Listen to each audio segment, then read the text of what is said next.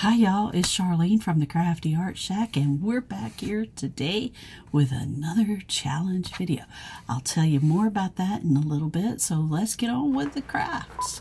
Let's go! Now here we go with DIY number 1.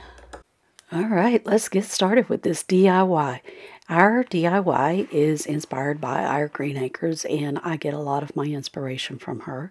Now I took 3 books, and they have color on them like this, and I am going to take here and I'm going to glue the pages. Now I'm putting hot glue in here and just gluing all these pages down so that it does not, the books won't open up. It's just going to be for display books. They're not for reading books. And these books were already colored in or had writing in them that wasn't good for viewing for kids or anything. So these books were already coming apart. Matter of fact, I think I had to glue the spine back into this one because it was coming off of the cover. So I'm going to just go through here and glue all 3 of my books together. The next thing I'm going to do is I cut me some of this burlap ribbon, and right inside the front cover I am going to, or inside the back cover I should say, where I glued my last page, I'm going to glue down this piece of burlap ribbon. And I'm going to use this to hold all the pages that I didn't get glued together. Now you could use ribbon, you could use whatever. In hindsight, I wished I had used some of the ribbon that I was going to put on it. But I didn't think about that when I was creating it, because a lot of times I create this stuff on the fly, you know. And so I don't think about it until after I get there, and then I go, oh, I should have done that. Now, it would have been easier if I painted my books first before I did that. So let me get the rest of these glued and everything, and we'll go from there. The next thing I'm going to do is I'm going to take some of this Dixie Belle silk paint. And yes, I am using Dixie Belle silk paint to paint these books because I wanted to see what it was going to look like, how it was going to perform, because they say this is for furniture. But it has the all-in-one coating in it and everything. Not that I needed this to be coated with that, but I just wanted to see how it performed on different types of products. Now I did have to put 2 coats on these books because they were slick, and it did hold on to the books. And it did not have a problem adhering to the books or staying on the books, and it did not scratch off easily. So, yeah, let's get these books painted and we'll go to the next step. For your center book, you only want to paint the outside edges and the spine of the book. And on your other books, you're going to leave just 1 square on the top side open. Now I put hot glue on here, and I put some other glue on here, and we're going to, I guess I just used hot glue for video purposes. So anyway, you're going to take and glue these together. I'm not too worried about it because they are going to stay stuck together because we're going to do some decoupaging on these. Now I got this pretty beautiful bird paper off of Amazon, and I am going to decoupage a piece on here. I cut me a piece the size of my books, and then I am going to take and put my Mod Podge on here, and I'm going to make sure it gets down in this crack as well, because eventually that's going to hold together once it gets good and dry. And I'm going to put some heavy weight on top of these once I get all of this done, and so that it holds it together nice and tight. And now we're just going to apply our paper, and I'm going to very lightly rub it with my hands. Now, some people have problems rubbing it with their hands and it being lightweight. So, and being lightweight with it. So just take and get yourself a little plastic bag or put a plastic glove on and rub over these, and it'll get the wrinkles out. Now this paper is like a rice paper, so you can lift it and have a little bit more time to work with it because it is not tissue paper. If that was tissue paper, you could not be pulling that up like that. I'm telling you, you can't, because I've done it. I know. So I'm going to finish putting Mod Podge on the back of this section right here and just get this down, and then we'll go to the next step. Now after this dried, I got my next piece out of the tissue paper, and I'm going to put it over this and kind of match it up where it looks like it would naturally fall, because I don't want to do it kind of odd, but you know, I want to make sure it looks right. So I decided this is where I wanted to put it, and I'm going to match this piece on this side Mod Podge it down just like I did the other and do the same on the back side. I let this sit overnight, and then the next day I come back and I put Mod Podge over the top of everything just to seal it and coat it and protect it. And I made sure all my edges were tucked in and sealed as well. And then the next thing I did is I took out some of this silk ribbon that I had that matches the book, and I'm trying to decide which way I want to cover it, but I didn't want to cover up those beautiful words on the spine that I had put there. So I'm going to tie it from end to end, and yeah, my little burlap ribbon's going to show, and that's where I wish I had used some of this ribbon, but I didn't know what I was going to use at the time. But in all, it still looks pretty good, in my opinion. I love it. And so now what I'm going to do is just take some of this ribbon, and I'm trying to get that camera adjusted again for y'all so you can see everything. I'm going to take and center my books in the middle of my ribbon, and then I am going to tie it in just a regular pretty knot, and you want to make sure you have that pulled pretty tight as you can get it, and then kind of hold it there, excuse me, while you're doing that. And then you're going to want to cut your ends off so that it has that pretty dovetail, and we're going to do that to the other side.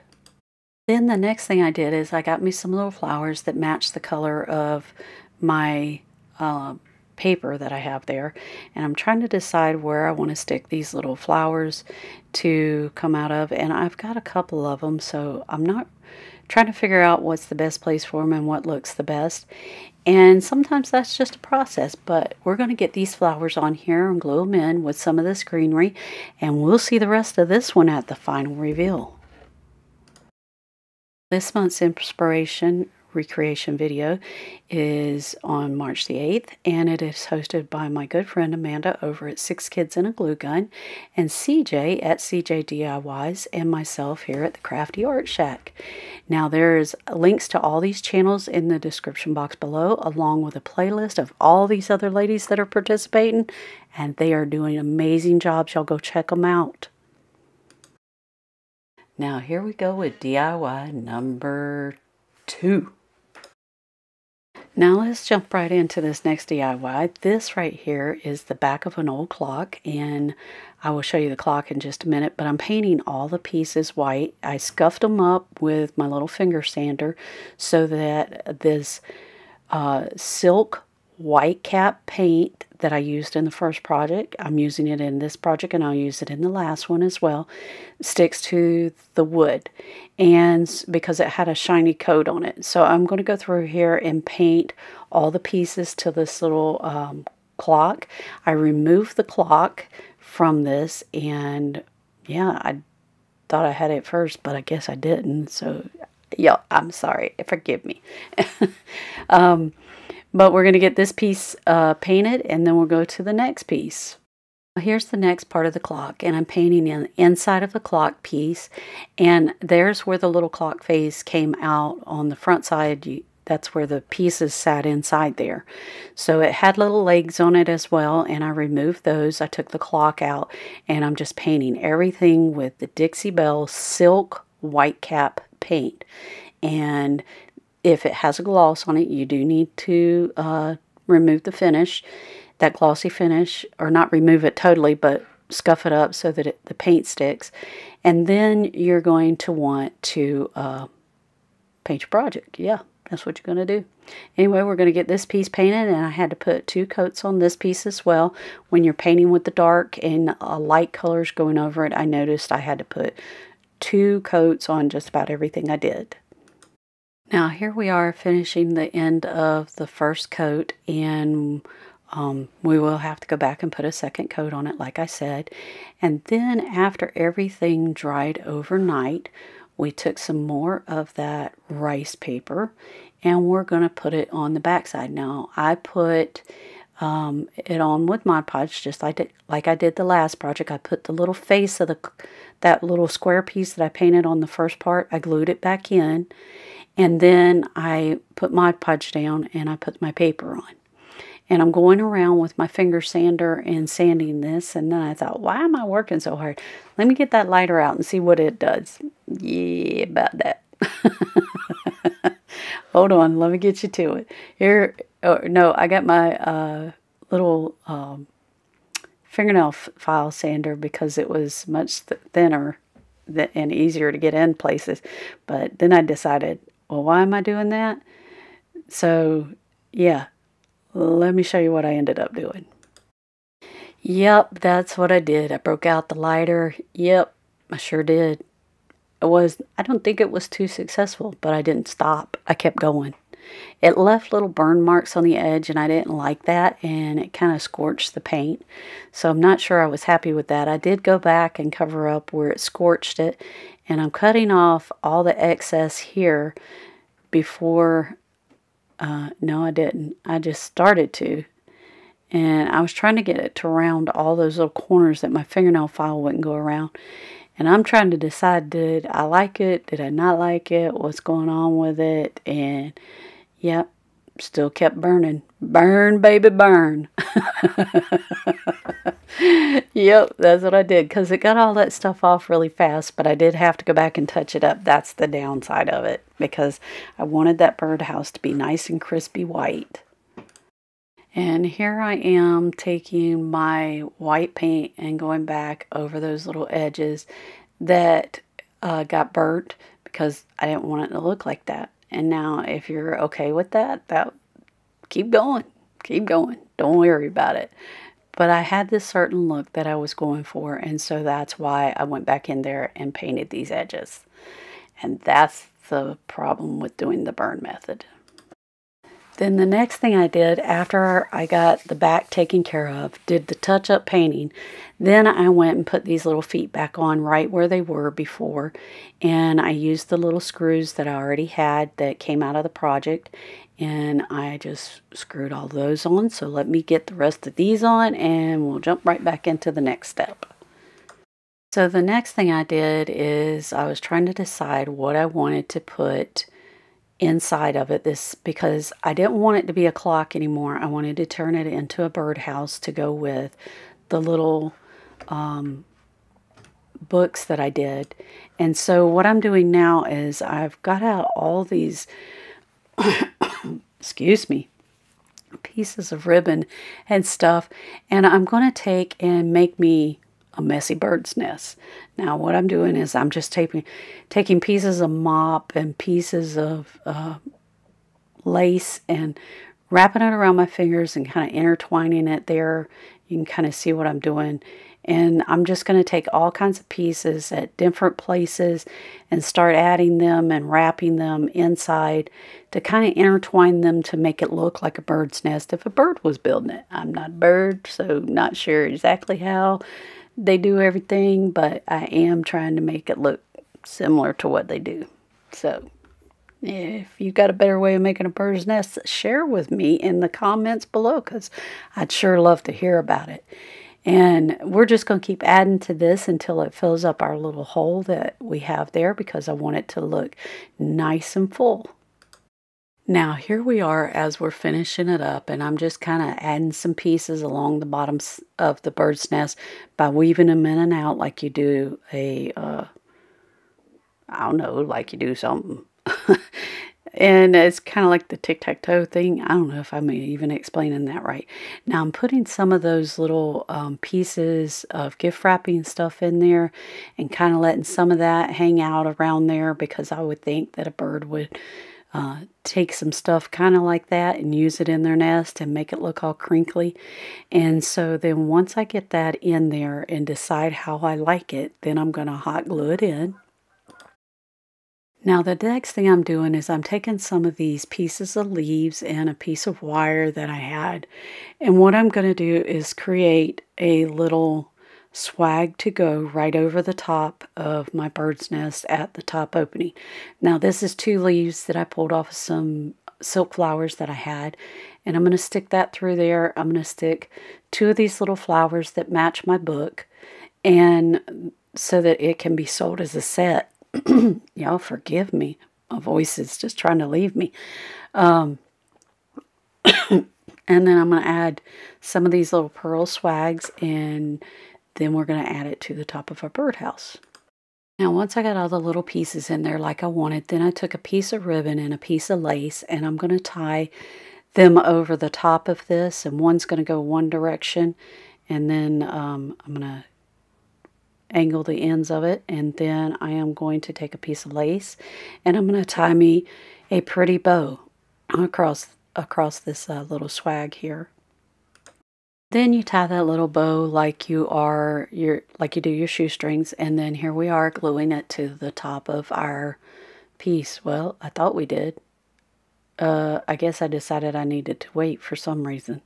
So anyway, I took this big leaf that I had left over, put it in behind the nest to give us a pop of color behind here, and one of those little yellow flowers, so that, you know, a mother bird's always got to decorate her home. And so I'm just adding those pieces in there, and then I'll glue those in and get them where I want them. And at some point, I'm going to glue that little swag on the top. All right, now we're going to glue the swag on top. I don't know why I had to wait. I guess I was seeing something else or something. I don't know. Anyway, now we're going to put that little swag in there, and because it's stuck down in there, I wanted to make sure that I got it, held it until it got stable, and then I trimmed up my little ends. And now we need some bird's eggs. Now these are 2 little beads. I take jewelry apart all the time and use the pieces for something else, but we're going to take 2 of these little eggs and stick them in here. Now if you want these eggs to stay in here permanently, do not use hot glue. Use E600 or something else. Now here we go with DIY number 3. Now here we are. We have this bowl that I got from somewhere. I loved it. I bought it a long time ago. Don't know where it came from. And I decided I wanted to put it on my kitchen table, or my dining room table, I should say. And it had such beautiful ornate pieces. But when I moved to the new house, we changed our decor a little bit, and so I wanted to paint it white. Now I decided I was going to use some of this Dixie Belle Silk White Cap Mineral Paint. It is the all-in-one paint. It is for furniture, they say, but I wanted to see what it looked like on ceramic and if I needed to add anything to it. And so it has the primer all built in it. Now, I started painting my bowl, and because this bowl has embossing on it, I guess is what you would call it, I used a brush that I could stipple that paint down in around all these little pieces. Now, I did have to go over this a couple of times, 2 times for the paint coverage, but then I had to go over it because I found some places that I didn't get all that stippling done around the embossing, and so I'll go through that and do that a couple of times. And also that stippling helps those solid areas get a really good look to them. Now I'm going to go through, I'm going to paint all the way around this bowl, and I'm checking it there for places I missed, and then I'm going to paint the inside of the bowl, and we will see the rest of this one at the final reveal. At this time, we'd like to thank our subscribers. We love you bunches, and we really appreciate you liking and sharing our channel and subscribing to our channel, because it really helps us out. If you're not subscribed, subscribe, because we'd love you to have you join our family. Yes, we would. Here we go with the final reveal. Hope you like it.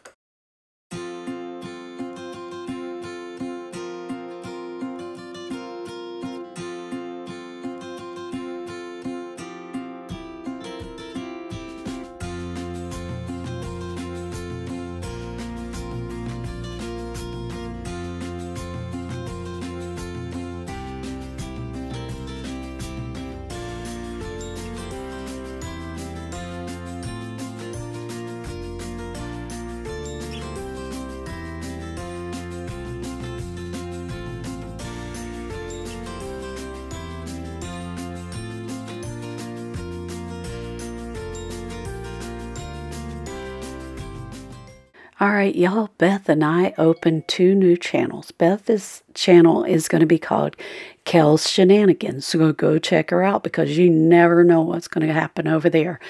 Sometimes you'll see me on her channel, and sometimes I'll see you, she'll Yeah, something. Yeah, that's about how our channels go, just like that. So here's hers. And here is our channel, What the Tuckers. You never know what we're going to be doing. We might be putting something together. We might be building something outside. We might be planting in the garden. We might be canning in the kitchen or baking a cake. You never know. So go check out both these channels. The links are in the description box below, along with the playlist for this challenge and along with the links to the ladies who are hosting this challenge. Go check them out because they're doing some awesome things and you sure don't want to miss them. So don't forget, we have a booth over at the Avonlea Mall here in Jacksonville, Florida. If you're ever here, come visit us. We also have a paint section that is called Southern Belle Paints. Look for us here at the Avonlea Mall in Jacksonville, Florida. The address is 8101 Phillips Highway. Come check us out. We'd love to see you. We're usually there on Mondays. Does turn out awesome. So you guys, if you like this content, subscribe. Hit that notification bell and give us that big thumbs up because it really helps our channel out. And we'll see you in the next episode of the Crafty Art Shack. We'll see you later. Bye.